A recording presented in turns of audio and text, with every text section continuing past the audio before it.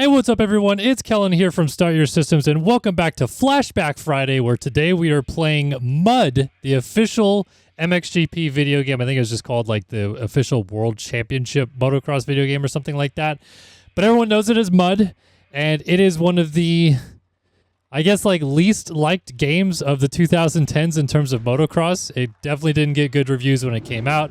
It still doesn't really have that great of reviews, but I will say that playing this now, after I remember playing it when it came out briefly, and I didn't play it very much. I was very much an MX Simulator at the time.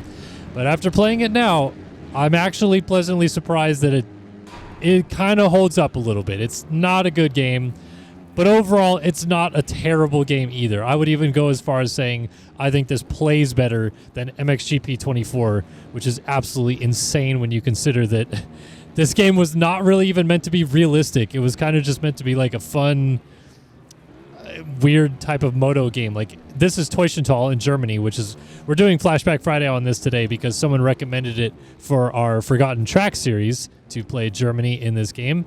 And so yeah, you load this up and you go, oh, so Teufelstal, like it's going to have these up and down hills, and the dirt's going to be like chocolate cake and stuff like that. And it's not really that. Like, it has these up and down hills. It has some semblance of a similar layout to the Teufelstal track, but that's about all you get. Everything else is way off the wall. It's built into some construction site.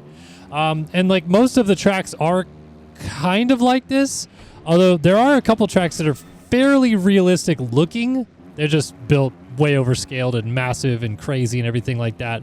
So yeah, this game is certainly a weird little nostalgia trip because it takes you back to GPs in the 2010 or 2011, 2012 era. In fact, Ken Roczen and Jeffrey Hurlings are in this game, for example. And Roczen and Hurlings are teammates on Red Bull KTM in the MX2 class. So this would have been based on 2012, basically. There's a lot of real-life pros in the game. I'm playing as Ben Townley, but you could play as Antonio Cairoli, Clement Desal, you name it, David Philipparts. Zach Osborne is on the cover of this game as well. So it's really cool because it's a bunch of, like, you know, real pros, but then the gameplay itself is basically just like a wide open simulator. You have to let off for some corners, and there's also this random thing that if you press this, you'll be able to drink an energy drink, and then I think it makes you go sort of faster, but not really. Like, it's not like I'm going 100 miles an hour faster or anything like that. And it seems like you only get 3 of them per race. The scrubs, aka whips, whatever you want to call them, are all automatically generated by pressing one button. So you can kind of like lean into the face of a jump coming up to it, and then you press the button and it whips one way or the other, but it's always going to look the exact same every time, which, to be fair, the earliest MXGP game, which a lot of people still say holds up pretty well as well, from 2015, was the exact same way. You could only scrub exactly one direction, and it was automated as well. You couldn't maneuver the bike in the air or anything like that. So I don't actually hate this system because for its time, it was pretty much exactly what it was supposed to be. But I will say, like I said, going back physically, yeah, it's still a meh game, but in terms of gameplay, it actually looks pretty darn good. It's actually a pretty realistic game, looking in a way, because of how much the graphics and everything like that show up pretty well in the game, which again surprises me. Like, I remember playing this game and thinking, wow, this whole thing is a piece of garbage.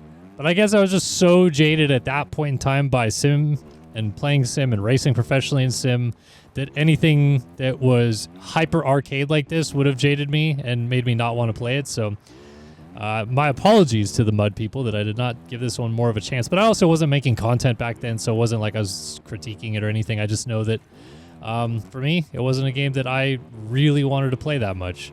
So yeah, kind of cool to go back and go down memory lane a little bit and play this track. The Germany track, as I said, is very unrealistic, hyper scaled, and then the surroundings of it are all absolutely not what Teufelstal looks like in Germany. It's much more of like a flat, grassy field and not at all built into a quarry. But I give them credit for, like to be honest, I would say that this is, if you take SSX Tricky, the snowboarding game, and put it into motocross, it's kind of like this, minus tricks. like Freakstyle was very much the SSX tricky at the time because of EA Sports Big, but this kind of gets the same vibes.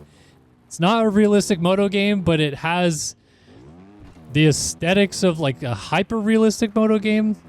I don't know if I'm describing it correctly, but it just feels like they just took everything and beefed it up on steroids and threw it in some really crazy environments just to give it a little bit of extra flair.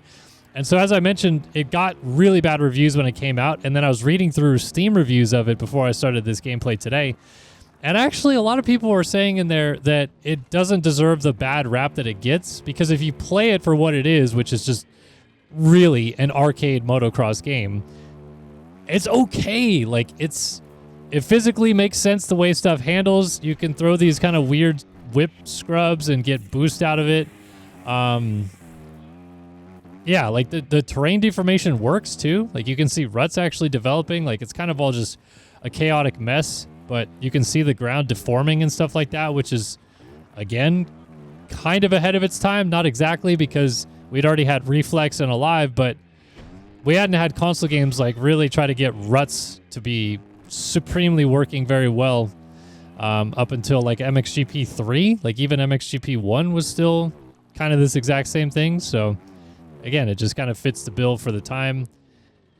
Very interesting. Like I said, it's blowing my mind a little bit to go back and play this. For me, it's obviously really, really cool to go back and play as my guy, Ben Townley. I'm a massive Ben Townley fan, in case anybody who follows this channel or follows my journalistic work in the moto media space knows. I've always been very fond of Townley, followed his career early in the GP days, and then was a massive fan when he came over to race in the USA. And his career in the USA was one that I think probably should have lasted a little bit longer, but he was a little stubborn in his ways of wanting to stay with Monster Energy Kawasaki when he came back to the USA, and they had already, locked down Weimer and Villopoto, and he tried to get a ride with them and race Monster Cup, but that didn't work, and so ended up kind of mostly going back to Europe. He did a couple stints in the USA. Obviously, when he went to a 450, he was on a Honda, and then he stayed with Honda and went to TLD Honda and raced outdoors for them 1 year, but then never really saw his face again in terms of AMA, Supercross, or Motocross racing, which is a bummer for me because I was a massive fan and wanted to see what he could do on a 450 against some of those guys. And we got to see it in GPs a little bit, ended his career with Suzuki, and then since has been doing a lot of different stuff. He's been training people. He's been doing video shoots, kind of all over the place. And then obviously his son, Levi, is now an up-and-coming talent in the world of motocross. So we're going to have a Townley again on the gate someday soon. I'm sure of it. Levi is a pretty solid rider, and I'm sure is only going to get better under the tutelage of Ben Townley. But this is this GP era as well really sits fondly with me because this is also when I really started paying a lot of attention to GPs. I followed it loosely with the Everts days, and eventually when I went to Philip Hart's and Coppins and Ramon and stuff like that, I got back out of it a little bit again. But then this era definitely pulled me back in. The Caroli, DeSalle, Paulin, Bobrishev era was really kind of like the bread and butter, the Noggles, the Dykers. Like, I just remember fondly that MXGP era so much, and it was cool that we got to see Townley mix it up with this group, and then eventually it turned into Hurlings, and who else moved up from that MX2 class in this era? Searle, a lot of guys. So, yeah, very much a fond memory to go through and kind of play this game and reminisce this a little bit. Very much like playing it. In fact, you know what? I'm going to end this race a little bit early, and let's go through, and I'll just show you all the characters in this game, because I feel like it's a pretty cool repertoire, so let's go check it out. Okay, so we'll start off with MX1. We got Townley here, Manuel Mani, Kevin Strybos, Tanel Leoc, and Davide Guarneri. And then it starts, when you load into this menu, it's Antonio Caroli, Max Noggle, Steven Frassard, David Philippart. So it goes by team, KTM, Yamaha, then Suzuki, Clement DeSalle, and Steve Ramon. Alfie Smith for Aprilia, and then Jonathan Berrigan and Xavier Boug and Sebastian Porcel for Kawasaki. Ricard Sandberg, Gregory Aranda, Evgeny Bobrishev, and Rui Gonzalez for Honda. Mark DeRuver, Tony Erickson, Ken DeDiker, Sean Simpson, Carlos Campano, and then back to Townley. So yeah, like pretty cool repertoire of racers. And then in MX2, of course, Kenny Roxon is here. We also have Swion Zanoni Colaho Gomez. Hurlings, Michael Lieb, who now owns Canvas. Antonio Butron, which is Jose Butron.